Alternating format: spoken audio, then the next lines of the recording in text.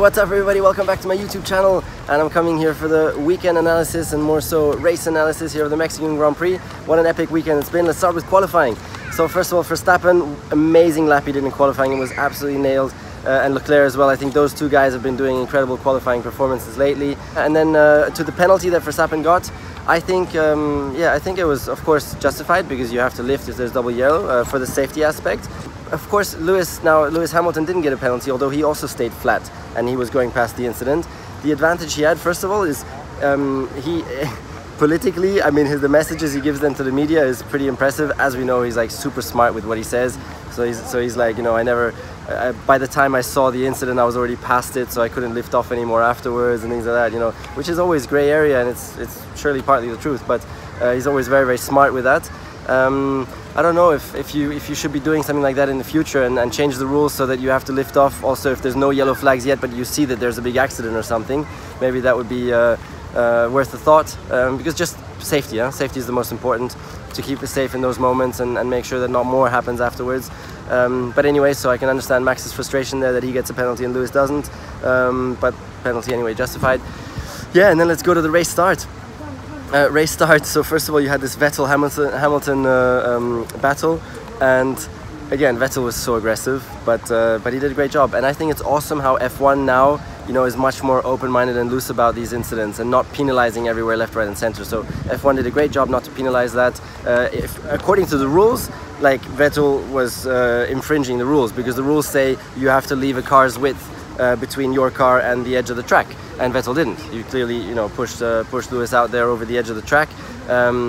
But you know, I think it's great racing, and we want to see that kind of aggressivity. So great for F1, great job F1 that you didn't give that a penalty. But of course, I can also understand Lewis's frustration in that sense after the race. Totally understandable. Then you got turn 1, and you got Verstappen against Hamilton, which it's just so fun to watch, because those two guys are the best wheel-to-wheel racers out there in Formula 1. And to see those two together is just so damn cool. Also because I know from personal experience how damn good they are. And so to see that level going head to head was just epic. You'd probably also add Ricciardo to that trio of being best wheel-to-wheel racers, but let's just stick with Verstappen and Lewis. And then the problem is, though, I mean, Verstappen is absolutely amazing at wheel-to-wheel racing, but Lewis, geez, you know, maybe he's the best. And so it was just, you know, Verstappen was trying everything to run Lewis off the track, coming out of turn 1. But of course, Lewis doesn't give up, you know, and so and then Lewis came out as a winner afterwards, came out on top. So that was epic and impressive, the way Lewis fought Verstappen in that instance, and almost shunted and everything, but then came out on top, and they both crossed the grass. So perfect racing. Again, F1, thanks so much for not giving a penalty to any of those. That was perfect. That's what we want to see, you know, those kind of battles. Yeah, and then from then on, it was really a strategy war, and I think particularly again, you know, it was Ferrari against Red Bull against Mercedes in a strategy war. Red Bull played the first card and pulled Albon in super early. That meant that Leclerc had to cover Albon, and so they both didn't make the right move initially. And then, of course, as always, who did the best strategy? Usually, as it always is, it's Mercedes again, who just did an epic job with the strategy there, taking it just perfect. And it was difficult because it was not predicted that you could run the tires that long. And things just changed because there was less rain overnight, there was much hotter temperatures out there, and the track just ramps up and rubbers in a lot, and so it's so impossible to foresee. You know, predicted was 2-stop, 1-stop was impossible. And then as the race goes on, you realize, wow, this 1-stop is becoming more and more possible.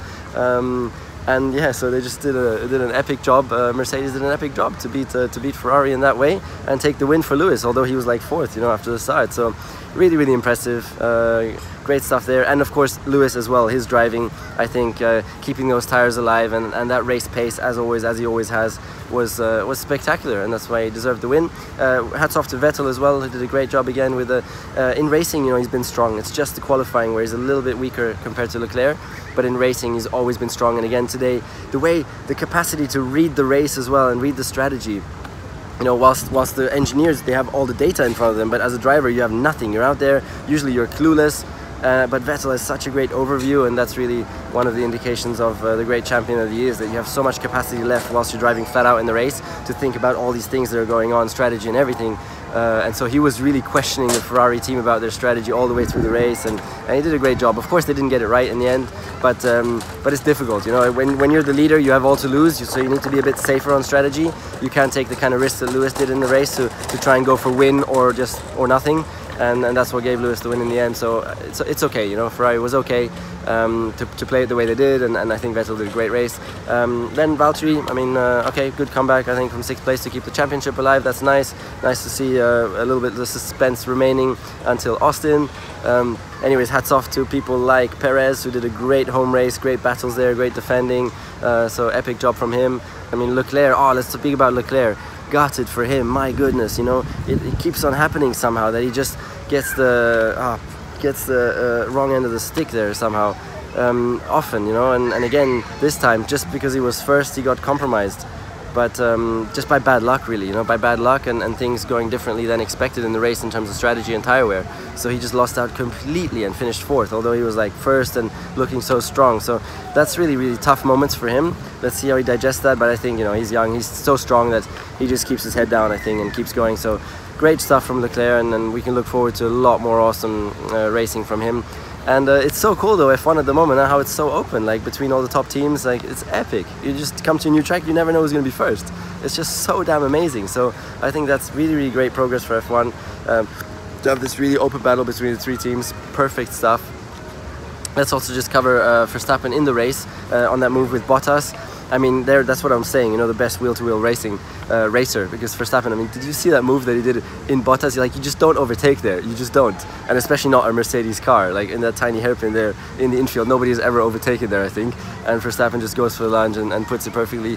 Of course, it's always risky, so in that sense, this time it didn't work out, because he then hit Bottas's front wing and chopped his tire, so that ruined his race. But still, you know, all in all, I think it's great and fantastic to watch, and that's the kind of racing we want. And that's why, you know, even on vote driver for the day, even though Verstappen was like nowhere, he got voted driver for the day, I think, or at least 2 laps before the end. He was still like well ahead of everybody else, well ahead of Lewis, which is crazy. Yeah? It just shows how popular he is out there.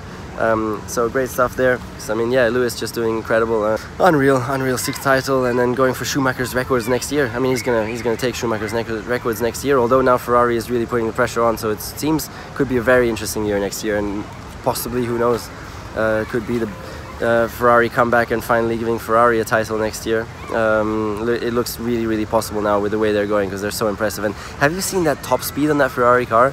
It's insane. I mean, there was Bottas was in the slipstream of Vettel, I think, with DRS open, and he didn't even come closer. Like, that's just madness.